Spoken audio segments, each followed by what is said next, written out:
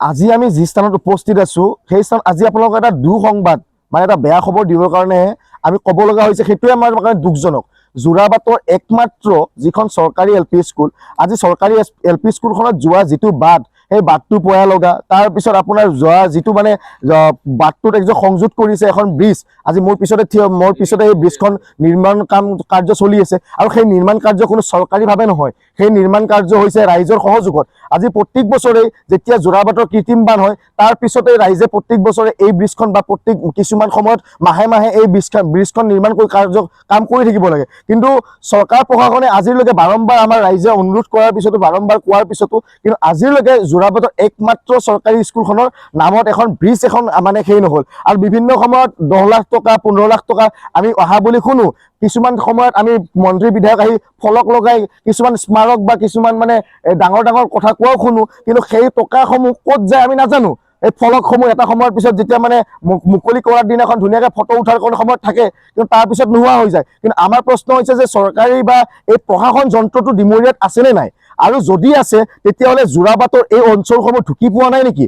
আমি বাৰম্বাৰ কৈছোঁ এইসমূহ প্ৰশাসন যন্ত্ৰই কেতিয়া সমাধান কৰিব? আজি যদি আমাৰ মৌলিক অধিকাৰসমূহ যদি আমাক দিব নোৱাৰে, আজি যদি স্বাস্থ্য শিক্ষাই যদি আমাক দিব নোৱাৰে, তেতিয়াহ'লে এটা অঞ্চল মানে উন্নতিৰ দিশে কেনেকৈ যাব?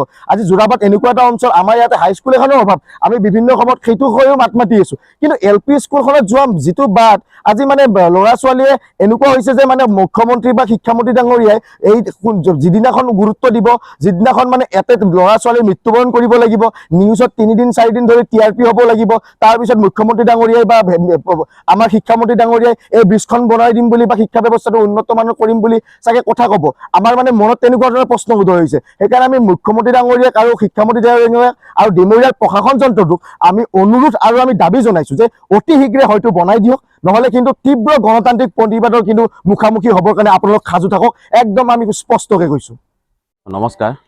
আমি বহু বছৰে লাগি আছোঁ, কিন্তু ইয়াৰ সমাধান কেতিয়া পাম তাকে নাজানো।